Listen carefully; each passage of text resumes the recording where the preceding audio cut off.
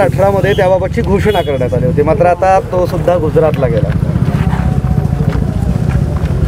मला वाटतं ही फार काही नवीन घटना नाही आहे, नवीन बातमी नाही आहे।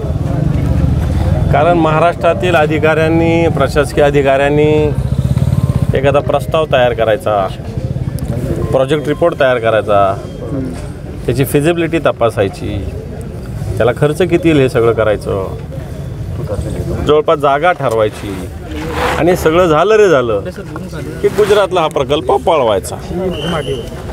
आणि याच्यातून एक स्पष्ट होतं की सिंधुदुर्गमध्ये जे लोक फार भारतीय जनता पार्टीचे सकाळपासून वटवट वटवट वटवट करत असतात,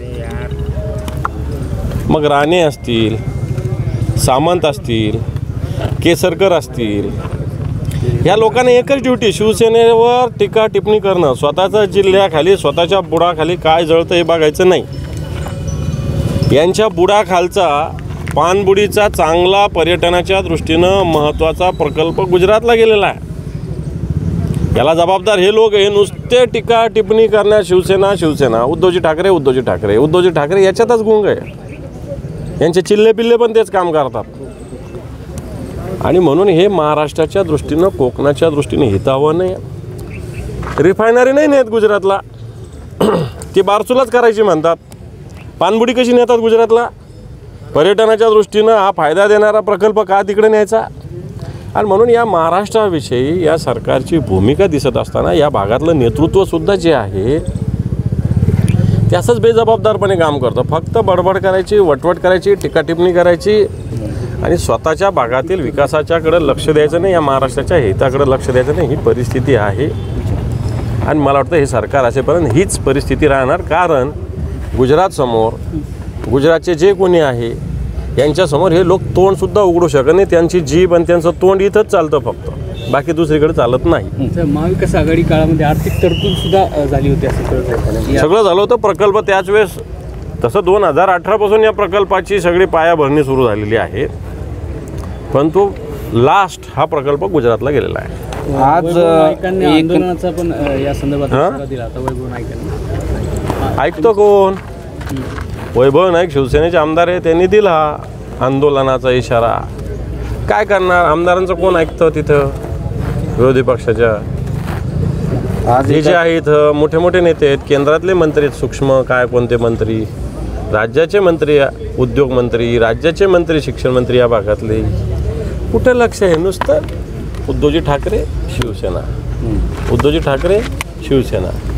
पाणबुडीच्या याच्यात एवढा चांगला प्रकल्प सरकारमधील समन्वयाच्या अभावी तो गेलेला आहे। याच मुद्द्यावर असं आहे की चीप लोकांना डीप क्लीन काय समजणार, असं एकनाथ शिंदेंनी उद्धव ठाकरे यांचं नाव न घेता टीका केली।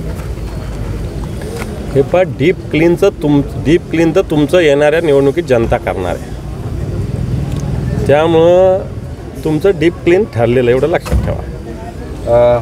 प्रकाश आंबेडकर आणि शरद पवार यांची पुण्यातल्या मोदी बागेत भेट झाली, त्यात काय वाव काय, एकमेकांशी नेतृत्व भेटत असतात, त्याच्यात काय मोठी बातमी थोडी येते।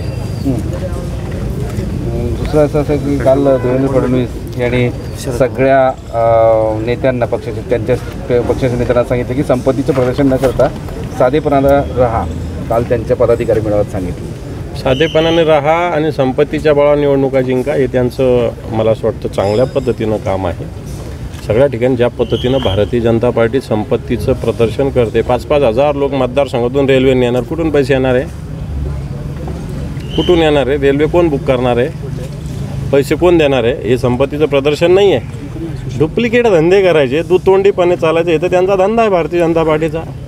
संपत्तीचं प्रदर्शन, चार्टर फ्लाईट्स, 5 स्टार हॉटेल्स, त्याच्यानंतर रेल्वे 5-5 हजार 10-10 हजार लोकांना, कार्यकर्त्यांना प्रलोभनं, हे भारतीय जनता पार्टीचं काम आहे। त्यामुळे डुप्लिकेट पद्धतीनं करताना दुसरे केलं तर त्याला नाव ठेवतात।